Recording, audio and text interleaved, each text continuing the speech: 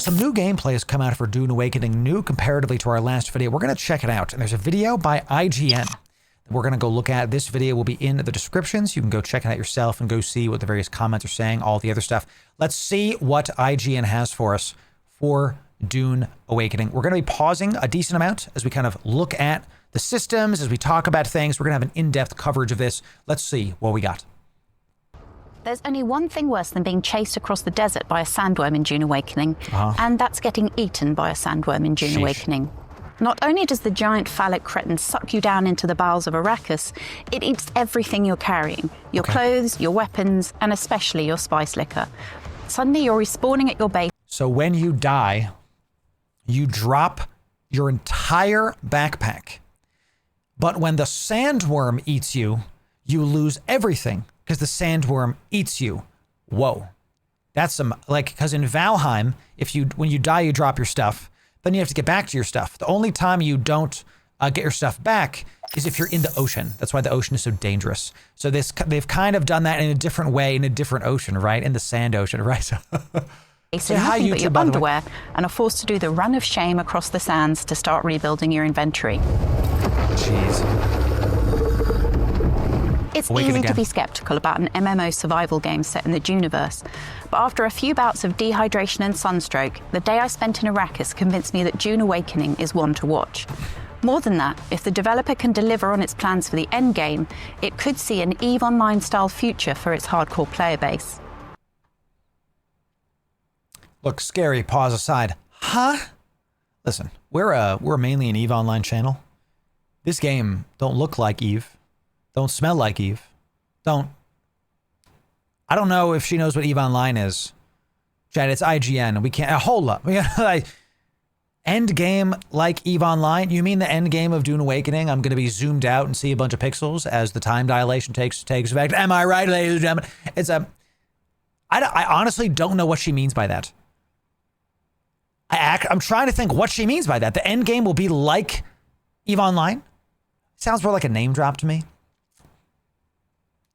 I would like EVE Online's endgame is good. I would like Dune Awakening's endgame to be good. In the aspect that there are corporations fighting over land. Okay. And nothing else. That's, sure.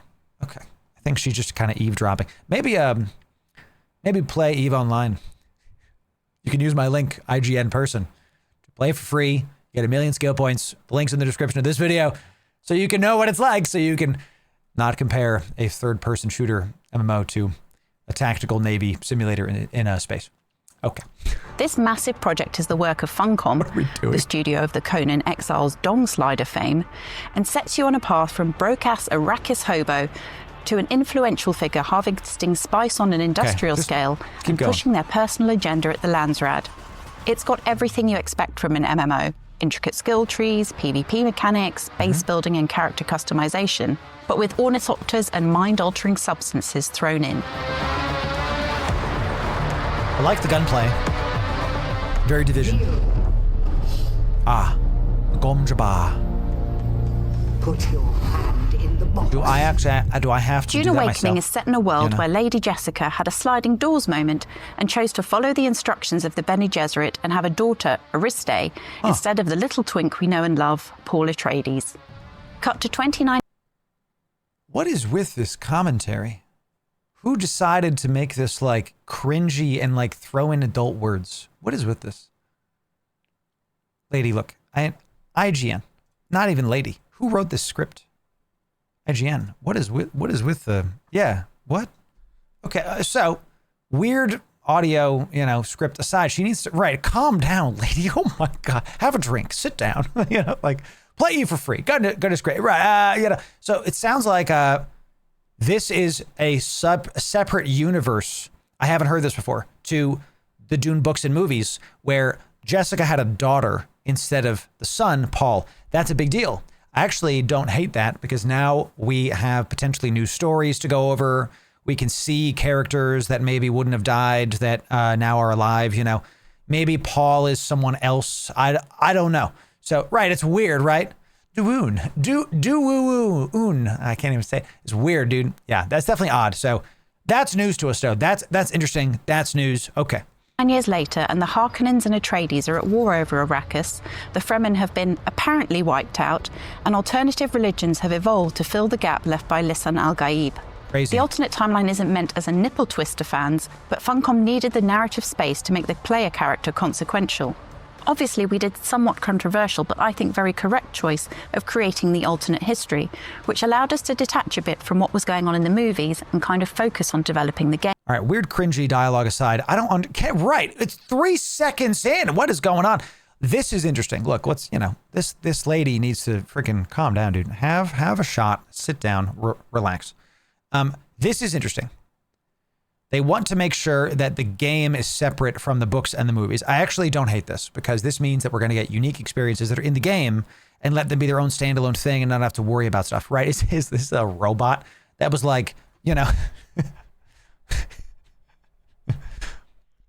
People will like me to make dirty jokes every couple minutes.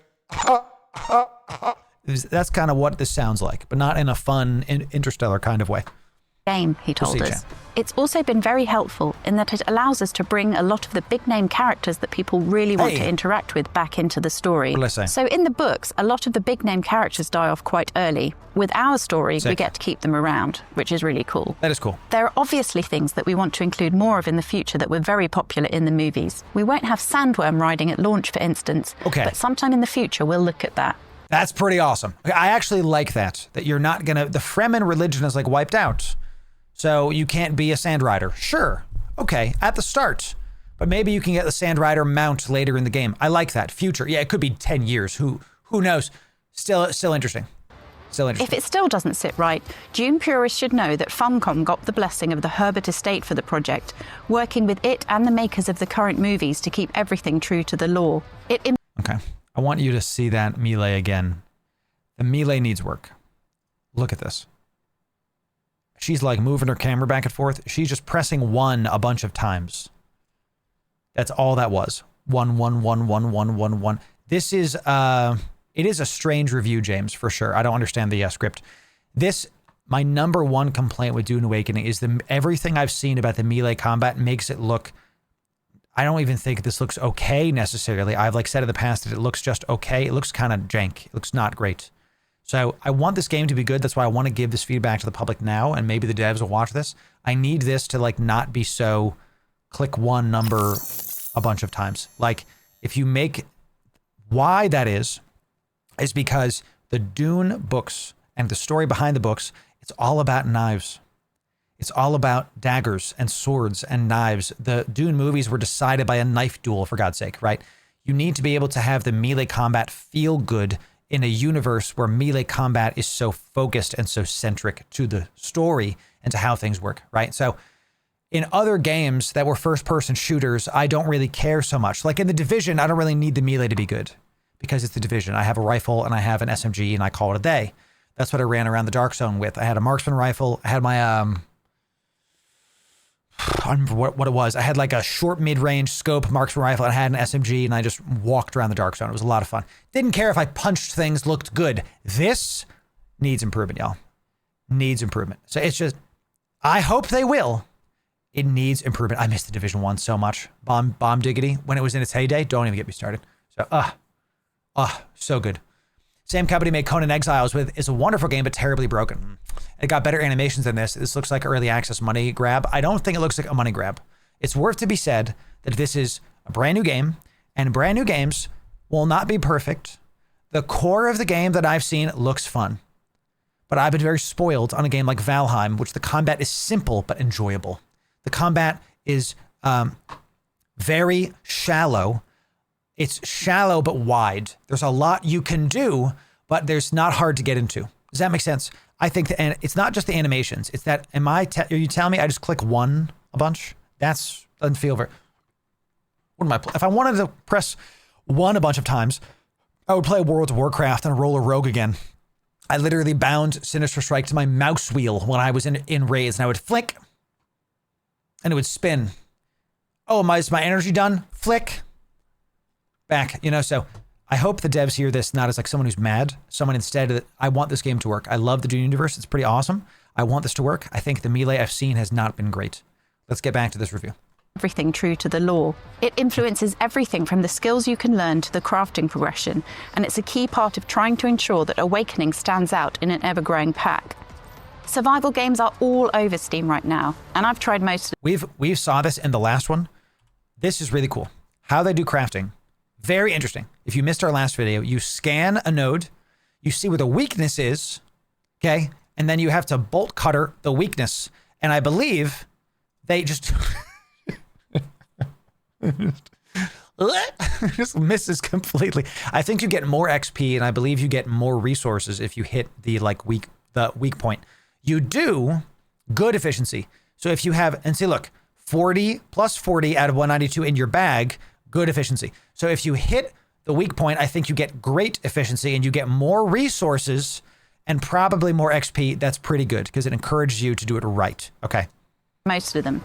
Drop me naked in a jungle and I'll happily bash rocks and branches together for hours. Same. Abandon me penniless in a fantasy landscape and I'll be crafting swords before breakfast. Dune Awakening stands out the minute you exit character creation for one very stressful reason. Arrakis isn't exactly a tropical island or a verdant forested ecosystem. I do like the look. In the opening area, Haga Basin, there's no water, scarce wildlife, and a distinct lack of coconuts. Okay. Oh, and the sun is like really, really hot, and you're susceptible to sunstroke. There are scavengers who want to kill you everywhere, and did I mention the sandworms? Sick. For the first few hours, my entire life hinged on dewdrops, granite, and plant fibers, and the advice of an NPC with a pet bat who babied me through covering the basics of weapons, armor, and hydration until I could make it on my own. Sure. You're not totally pathetic during this time, thanks to a selection of abilities that you can unlock as you gain experience. I leaned into my manipulative wifey side and chose the Bene Gesserit skills, which gave me the power to compel enemies towards me and hang in front of me for a few moments before going back to trying to kill me. So we haven't seen this. This is the Bene Gesserit powers, the voice. They're like, come here, you know, craziness. So, all right, so what we've got is we've got the Bene Gesserit powers. Okay, and that's the, you can see the stuff here. And we haven't seen this before. This is, it looks like you can taunt them towards you. But why would you want to do that?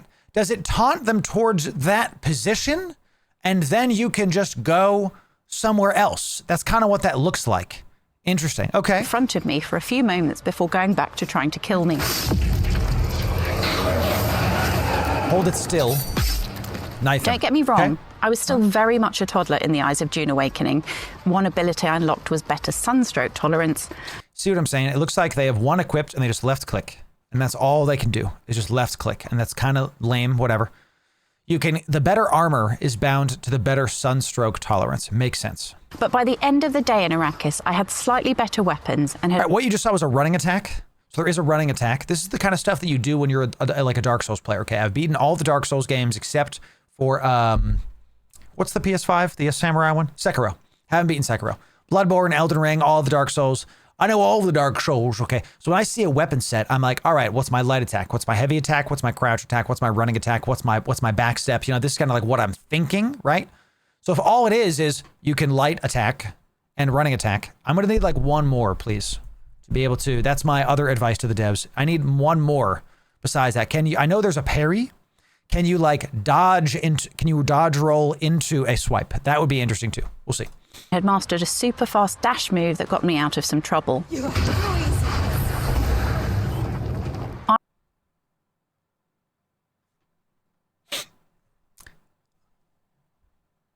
The Bene Gesserit has Jedi powers, dude? That's a good point, JM Lusa. Maybe the narrator is a bad gamer and doesn't know how to do stuff. Let's watch that again. Let's watch that again. So we've got this voice ability here. And we've got this fast moving ability, which she can't use right now for some reason. Okay, because she was mid-attack animation. Gotcha. But she's coming out here, and she presses it, charges it, and then it uses this green bar right here. I don't know what that is yet. Looks like stamina, but I thought this was stamina. The green might be a different kind of stamina. We'll see. That was really sick, though, because it got her very out of stamina. So the yellow bar or something else. That was really sick. Some kind of like force speed move. Cool. Okay. I could only dream of the wild combinations of... Go back. We're going to pause a lot. Get on the program, y'all. We're going to read. We're going to really dive into this, okay? I could only dream. Hyper sprint allows sprinting at great speed, but with reduced turn responsiveness. Ideal for medium, long range, used to rapidly cover distance. Interesting. Okay. And then you can, the weirding way, you can upgrade this. We haven't seen this skill tree. Self-control, probably more health, resistant to poison, blah, blah, blah. Manipulation is going to be all the voice. Dude, the Bene Gesserit skill tree looks sick. Stamina, mana, energy, might be. Prana Bindu training, total muscle control, one of the abilities of the sisters. There it is, right? Interesting. So IGN, that's a really good point. Maybe we don't take this person's playthrough with a grain of salt. We just kind of look what we can see. We'll see. When is this game coming out? Early 2025. And I know that's right now. We will see about that. So, yeah. Of the wild combinations of ranged and melee combat combined with passive and active abilities that could be swapped. I kind of want to go back through those. Let's just see what we can find. Okay, hyper sprint. Okay, this lady is going fast, chat. Let's pause it, and we're going to get this done. Compel, we already know. Hyper sprint. Okay, she's going to map. Healing factor, increase health, auto regeneration rate, and maximum threshold. Techniques only take effect when equipped. Interesting. So you heal faster, and your health regen is above a certain limit. So it sounds like there's a limit at which you regenerate health, and this increases that. So like you have to use bandages above a certain rate. So if you have this, you don't need as many bandages. Okay, cool. Let's see if we can find another one. Big one, the top one, Litany Against Fear. Oh, yes. I must not fear. Fear is the mind killer, chat. That's sick. Instantly revive nearby allies. Oh, yo, AoE res? We healers now, chat. Provide an ongoing boost to damage mitigation and stagger resistance for nearby allies until the recitation is complete. So you start saying the Litany Against Fear. Everybody resurrects, and they all have a damage mitigation debuff of 50% for 12 seconds. That's sick. Tell me your character voices it. You know, tell me your character sits there is like, I must not fear. You know, absolutely like, is everybody dead? I must not fear. Fear is the mind killer. Fear is the little devil. And just keep saying it. That's pretty cool. I like that. Okay. I like that a lot. All right, let's see. Max health, straight up. More max health. Voice cooldowns, reduce cooldowns of voice abilities. That's not nothing. If this is a hard CC, that's pretty sick. Compel, use the voice to force targets to your position from afar. The range of this ability necessitates a long wind-up time to ascertain the target's particulars. Okay, so it's like a longer cast time, let's say. Oh, let's go back. There's another one right here. We're looking for this one. When she mouses over this, she like goes fast. So let's like look. Oh. Manipulate instability. Enemies in stun, stagger, or knockback are dealt additional damage. Nice. Very cool. So you stun them with your voice, and then you do more damage to them. Okay. Stop making me want to read the book again. There it is. I will permit it to pass over me. That's right, Vriddy. You understand. Shown off by the developers, but cool. The skill point acquisition felt fast enough that I'll get there without too much hanging around once I'm playing at home. You won't be tied to your first speciality choice either, so you'll be able to mix and match. The other starting classes are Trooper, Mentat, sort of recon and strategy focused, and Swordmaster. Look at that. She missed. It like got interrupted. You see that? Another key element we only got a taste of was the very lifeblood of the Dune lore, spice. Spice is powerful in the world of Dune Awakening in every sense of the word, but it's also not easy to amass as a lone noob in the early hours. You'll find spice liquor and food in the world, which unlocks a brief period of prescient power, though it comes with withdrawal symptoms. But later in the game, you can build transports, harvesters, and automated spice collection system to score the quantities you'll need for trade, serious crafting, all managing a raging spice addiction. Sure. I suspect the value of spice to players versus the pain of collecting it will be something Funcom will be balancing long after the game is released. Okay. Producer Nils. So we're tripping now. Okay, gotcha. And look, these are glowing purple now. I think this is that like spice added effect. The system we've seen is that the more spice you consume, the more tolerance you get and the harder it is to activate spice abilities. And that resistance goes down over time. I gotta tell you, I love this. Very interesting way to balance a high priority ability, where the more you use it, the harder it is to use, the more expensive it gets, because it costs spice, which you gotta find or farm or do. So if you're just popping it all the freaking time, you're not gonna be able to use it as much over time because it's gonna be more expensive. So very, very cool. I never played Dual Universe. I know of it, I've never played it, okay? So very interesting. We'll have to see how that actually plays out. Ryborg also explained how the spice mechanic would work. I think spice is really cool. Obviously super important in the lore, and we use it to, well, it has some story aspects that I won't get into, but it's also the fact that we can use it to improve the strength of our abilities and how well we get to interact with them. But then having the drawback of the spice addiction and needing more of it, more and more and more, a lot of the endgame systems being reliant on, hey, can you get enough spice to pay all your taxes for your huge base and have the correct political sway that you need and build whatever endgame things that you need to build? I feel that it's been a very rewarding thing to pull off, because we're now allowing all the iconic things that you think of from the Dune books to become natural mechanics that fit very well into the game. That's pretty sick. He also explained how a spice addiction might affect you. If you're constantly high up on spice, you will start seeing weird and wonky things. I think it's fun, right? Because you're empowering your abilities, but you're also potentially putting yourself in the situation where you have worse possibilities. Hey guys, I gotta go salvage these wrecks over here. Loru, there's no wrecks over there. Yeah, there's like 4 wrecks over there. Bro, lay off the daggum spice coffee. Okay, Chad, can you imagine this? Okay, this sounds pretty interesting. Right, like spice is the currency, okay? So you consume it, you use it for crafting, use it for building, you give it to the locals, whatever, the powers that be, to like rent out your shop or your base. I'm not really sure how that works. Cool, okay. Let's see. So you're balancing that whole act of, oh, I need to do this or this, and then also knowing that you need this resource for progression in other mechanics. So you're tapping into it now for a temporary boost for this fight, but long term you need it to pay taxes, gain political sway, and so on. Interesting. How do you get it? Once you've learned to live Arrakis style, you can start to focus on more than just beverages.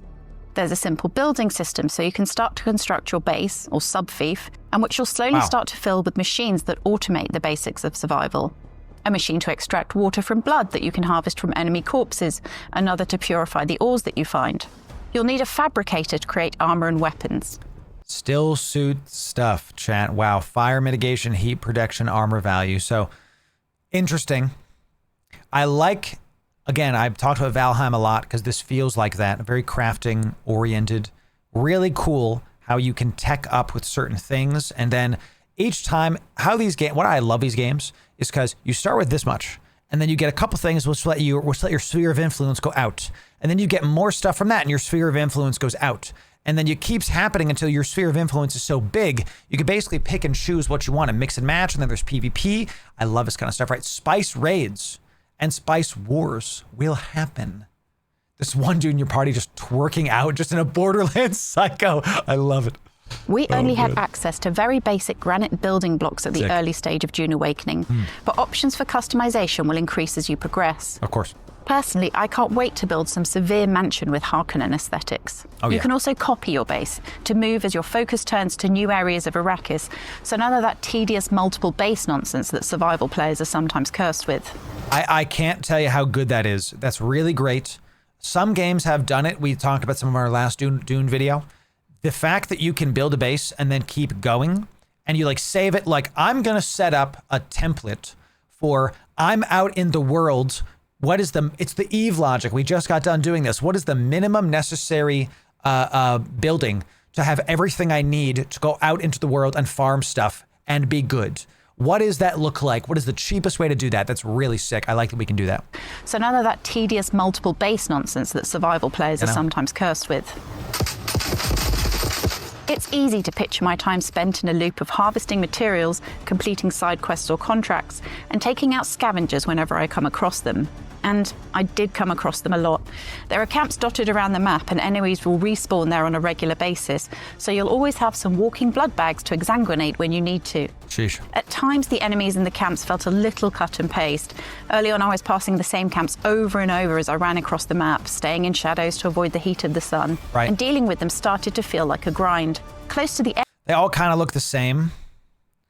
And it's something to be said that in the early game, you don't really necessarily need a lot of variation, but you can also get blood from people, and then you take that blood back. You see how it like stored, you can only, if 1,000 milliliters, that's a lot, from one person, you can only carry 3 of them. Okay, and then you bring that back. This is Dune Awakening, everybody. We're checking out Dune Awakening. And Shrouded could use this. Yes, minimum viable product. You know my marketing brain, chat. Absolutely. What's with the modern UIs looking all the same? I don't think they all look the same. I think that there's only so much you can do, you know, like put stuff in the corners. I think this UI looks fine. I don't hate it. I don't love the like thing on top, the reticle that shows you where everything is, but I don't hate it. This to me is going to make or break the game. Right here. The combat. If this is interesting, where he stunned this guy, he stabs him, it does more damage, I guess, whatever. But the fact that every enemy we've seen in the beginning area looks exactly the same, has the same stuff, you're just slashing, you're just doing it.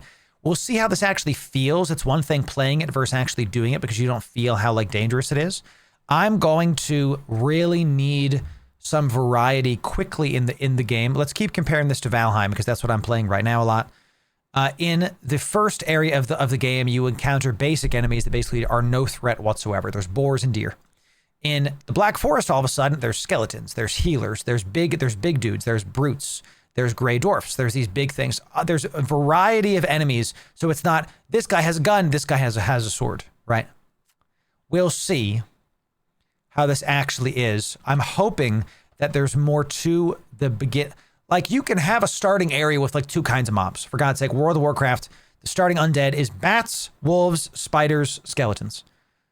Well, there's 4 types of enemies. We'll see. And dealing with them started to feel like a grind. Close to the end of the demo, the development team took pity on us and spawned ornithopters, and it's easy to see how that issue won't reappear once you're not trudging back and forth across the map looking for a new supply of ore. Temperature increasing. You're free to wander the desert collecting twigs, but there are multiple story arcs or journeys that push you deeper into the world. As well as Batboy's Arrakis 101 seminar, there's a Herbertian set of trials you're tasked with completing after a spy stream, and that's where things get trippy. Spy stream. Arrakis is suffering.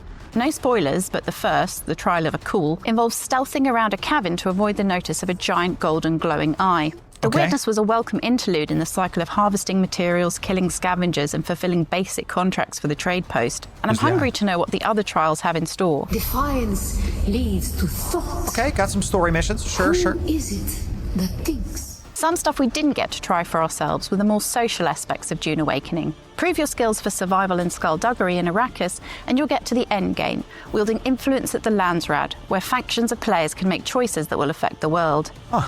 Being as we were in the biggest corps and alliances will be able to, like, sovereignty in Eve. Maybe that's what she's talking about. Maybe perhaps I was too harsh on you.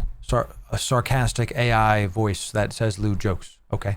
Perhaps I was too harsh on you, little one, you know. It sounds like the endgame corps or alliances, whatever they are going to be able to influence who and what and where goes where, like lines on a map. Sort of like Eve with sovereignty. Toddler end of the Dune Awakening pool, we only got to experience the PvE part of the experience, which with everything else I was trying to deal with felt like a blessing. The producer told us that while you can enjoy the game as a loner, those later social aspects will be vital to being an Arrakis kingpin, from taking on the tough dungeon-style eco-lab locations to trading for items. The rules here are simple. Can't say Pay this. up front and don't cause trouble, or we'll toss you into the storms. Good? I would It love might not be Furion. easy living in Let's the go, world dude. of Dune Awakening, but as a Frank Herbert fan, I'm confident that the experience is in good hands. It's a combination of solid mechanics that put a twist on the usual scenarios, and a deep, deep obsession with the work of Herbert that strengthens the world building beyond the abilities of most narrative designs. Frank Herbert. Yes, I'm basically peeing in my still suit with excitement, even after the Sandworm trauma. All I need now is just Funcom to add an ability to make a Muad'Dib my in-game pet, running on a hamster wheel, rather than just another furry blood bag. For more on Fair Dune enough. Awakening, don't miss the cinematics. All right, what we've seen. All right, chat. I don't know what is with this chick needing to say a dirty joke every 5 seconds. So basically what they got to do is try out the beginner area. So I'm actually going to take back something I said earlier, that all the games, all the NPCs look the same, because if you're just in a starting area, they're just trying to get you to start out, and it's just an alpha, so they're not going to have everything about the game. The number one thing I see as a problem is the melee combat. The melee combat just does not look very good. I will have to play it for myself and give you actually how it feels. I like the UI. I like it.